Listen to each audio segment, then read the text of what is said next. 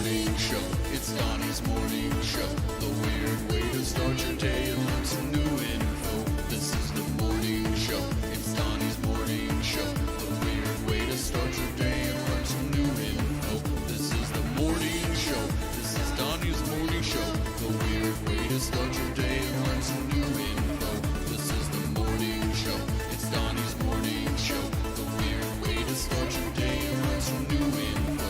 This is the morning show. Oh my gosh, it's so exciting. Well, I'm live now. And today it's the morning show with Donnie. I'm here on my moon base on the moon, and I'm going to show you what's going on in the world today on the morning show. So let's make our way past all of this stuff. Oh, look. Hey, it's broadcast daily from the moon. Here I go down the hall past the showers, or the human-only showers. The alien showers are in a different part of the unit. But this is my new laboratory of news for the Earth, right here from the moon. Let's go ahead and check out this weird news. This is the second day of this show from the moon, so I'm just now getting used to it up here. It's pretty nice. It smells a little funny. I can't really pinpoint what the smell is, but it smells a little funny up here on the moon. It's probably all the cheese over here. Let's take a look at a section. This is the section of the show. What's going on? Okay, this is the section of the show that I call Mysteriously Unexplainable here. Mysteriously unexplainable. Yeah, I know. I just said that. I literally just did that. Okay.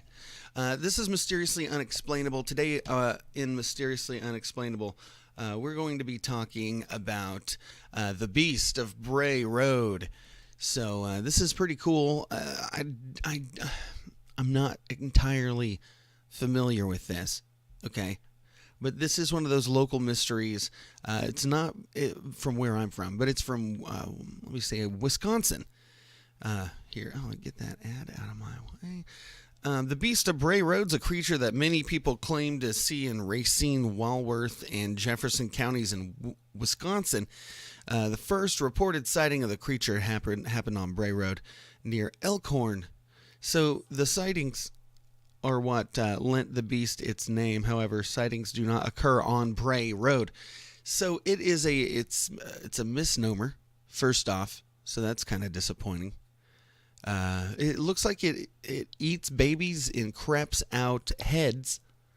Let's continue reading and we'll find out a little bit more about this mysterious creature. It's also known as the man-wolf. Some people believe it's a werewolf. Others think it's Bigfoot. And there's people who believe that it's some heretofore unknown species. There's really no way to know unless a specimen is found. There's also the possibility that the Beast of Bray Road is in fact some creature that we're well aware of that simply scared some people enough they believed it to be something bigger and scarier. What's it look like, though? You know, let's check this thing out. The creature is described around 6 feet tall, with grayish and brown fur. Okay. Its face is said to resemble that of a wolf, and its ears are pointed. Okay, so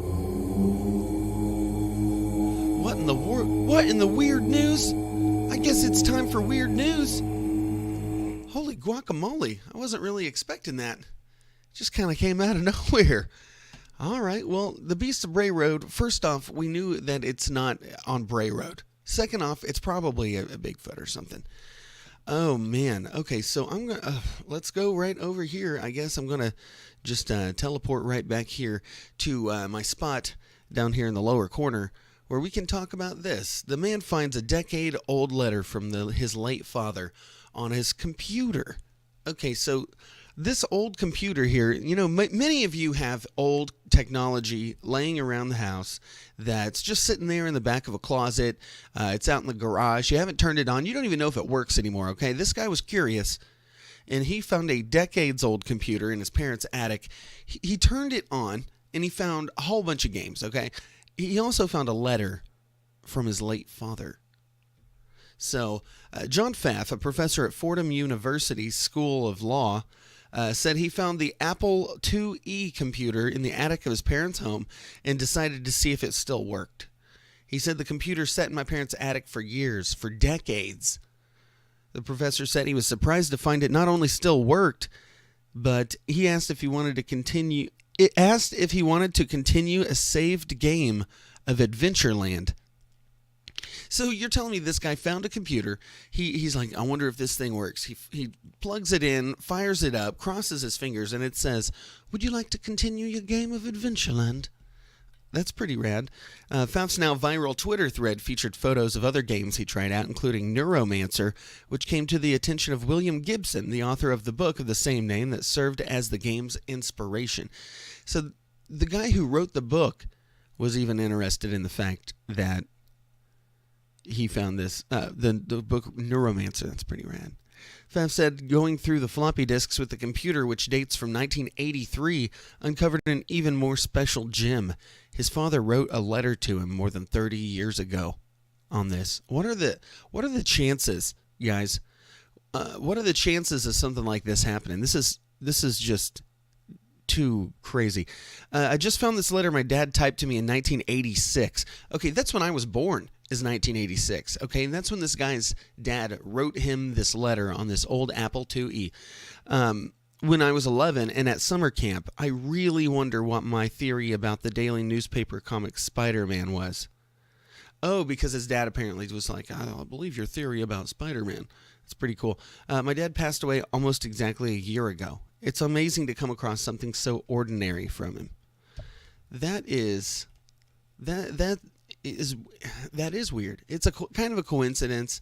What are the chances that you'll find an old computer in your parents' attic and then it will have a letter from your father on it? You know, that's almost like that movie Frequency. If you've ever seen that movie Frequency, I think it's with John Travolta or something. Maybe it's not. Maybe it's somebody else. Maybe I was thinking of a different movie, but there is a movie called Frequency. Look it up.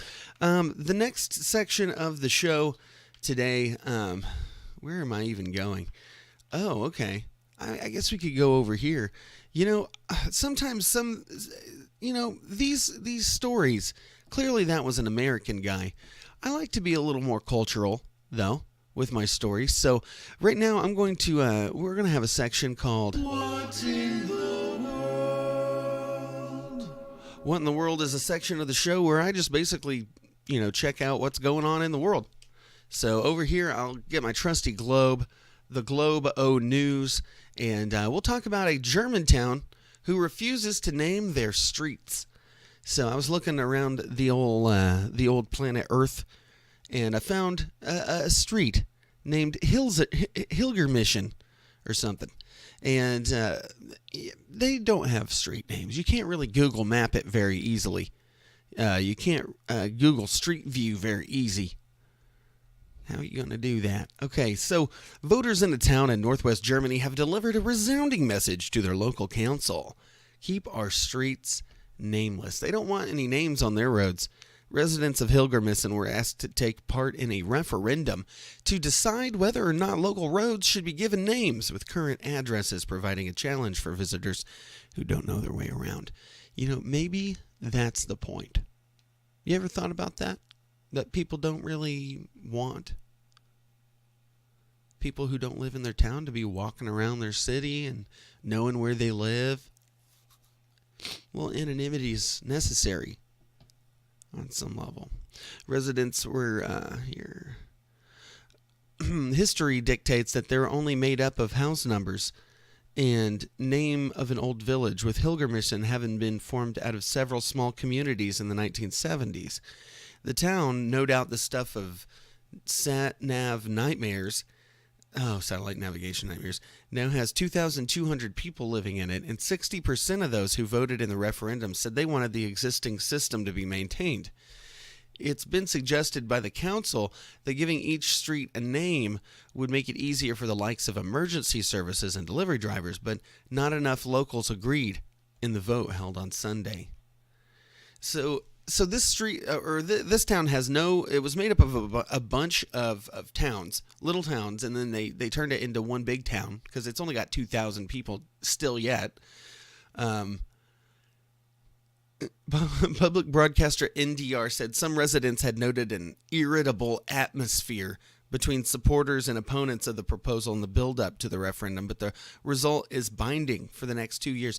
So they're like, these new people want to come in here and name our streets. What's next? It's a slippery slope. You can't go naming roads.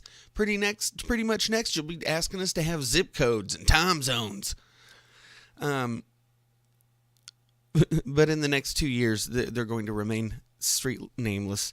It came up after 3 locals campaigned to hold a public vote in a bid to thwart the council plan, although it's not stopped some streets being given nicknames by residents. Oh, okay, so Douchewell reports that Douchewell. Oh my God, that's what it says. Look, Douchewell. Oh my God. Reports that one of them includes Bakerweg or Baker Way, which is a popular name used in many towns and cities.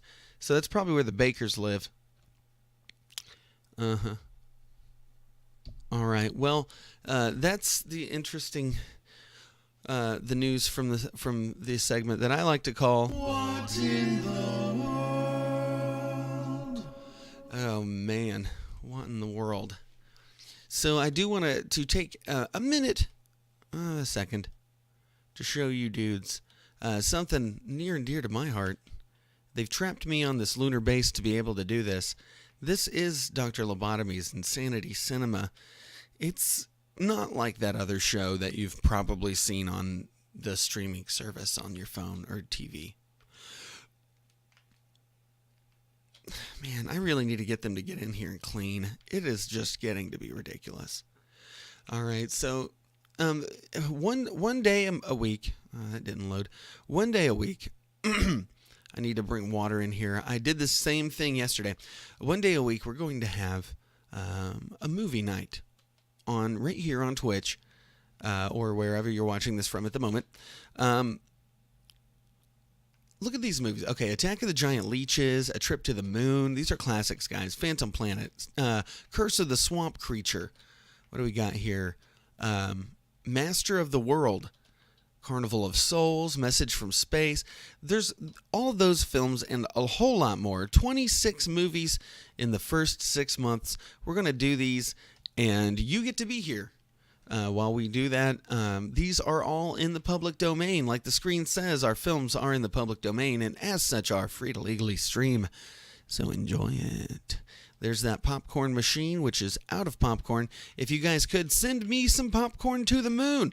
Get a hold of Elon Musk, tell him that I need popcorn. Have him send it up on one of his special magical Falcon 2 rockets.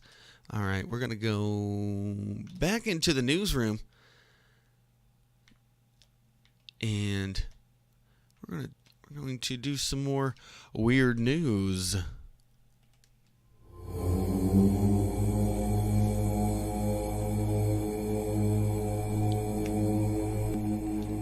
All right. Here is some weird news.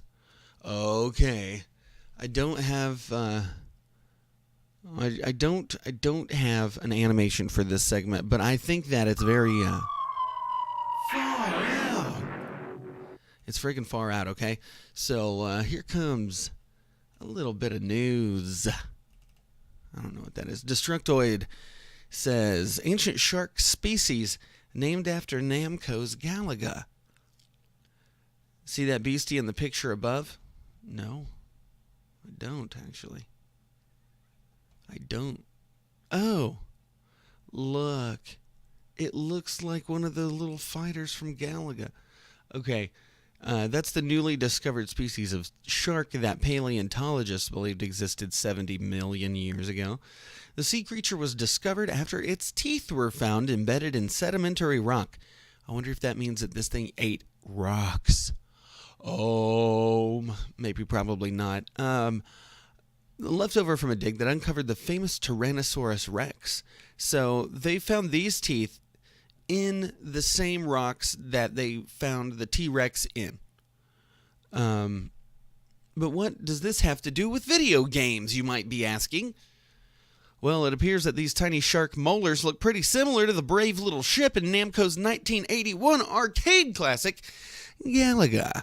There was decided that the prehistoric shark would be named the Galagadon. The Galagadon? That's pretty rad. That's a quite monstrous name. The shark is suspected to have only been about 18 inches in length.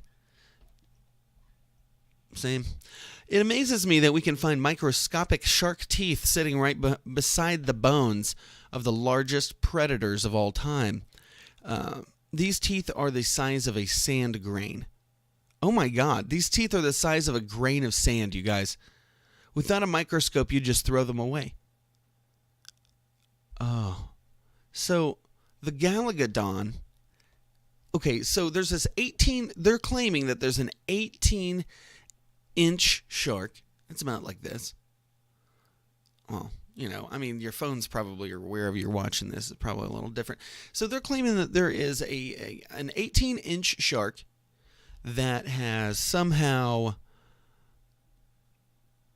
lived, I don't know, maybe, oh, no, come on, stop, coterminously, or not, possibly, with the Tyrannosaurus Rex, which I have a problem with that in the first place, because the Tyrannosaurus isn't even proven to be real, okay, and that's not a conspiracy theory, my friend, it's completely factual. The Tyrannosaurus was, maybe I'll have a show about that, about how the Tyrannosaurus is it's a false creature, you guys. It doesn't really exist. Okay? Let's go back to the moon. So,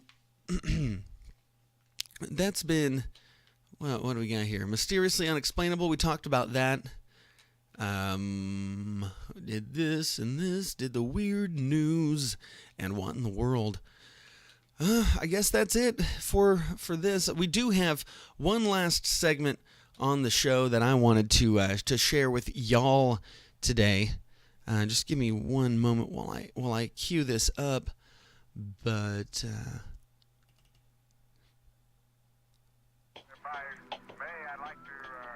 oh man. All right, so all right, here we are. This is the segment of the show. It's the very last part of the day. It's called the Morning Show Unsigned Song of the Day. This is wherever I play a local music or unsigned song. You guys can send one in. This one is one that I'm pretty proud of. I've been working on it with a guy right here on the moon. His name's Moon Man. And this song is about taking a trip on the moon and, enjoying yourself with a lady or another gentleman or whoever you want to enjoy yourself with, okay? Let's get this song going, and...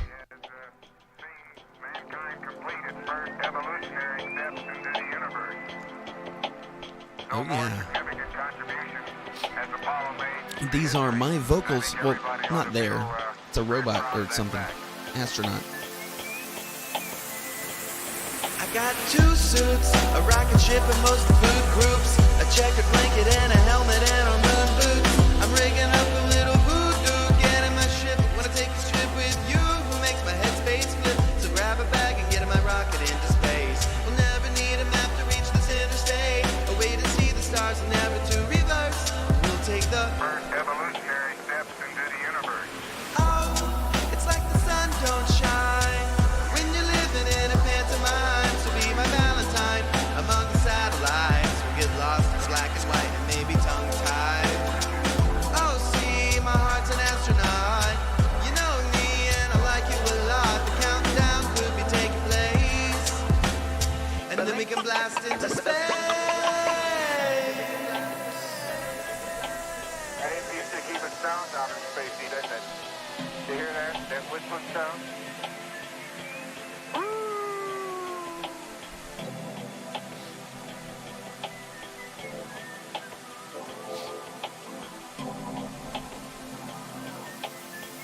Sounds like, outer space time music. 2 suits, a rocket ship we could put to use, an afternoon, a good excuse to wear our moon boots. I wanna go wherever you do, get in my ship, wanna take a trip with you. saving it for a rainy day. But I'll produce the secret if we need to blow the rain away. So climb aboard and we can both stroll the surface and make a mark upon the moon, and Earth's our only purpose. So let's plant the flag in the ground. My head is running out of oxygen. I'm laughing out loud. We can see the marble there that we lost. Just like our minds got no time, we're laughing it off. Oh, see we're passing the clouds, and now we've got so high we're miles up from the down. And now we'll sing you a song, then it's time for us to do this. Sounds like, outer space time music. All right, well, this has been our show from the moon. I'm going to ride this rover around for a while on the surface. Look at this. There's the sun, and it's million miles away, millions of miles. So far. And there's the Earth. That's where you guys are. All right. Thank you. I hope you all have a great day. This has been the morning show, and I love you. So I'm going to hang out here on the moon for a while. See you tomorrow.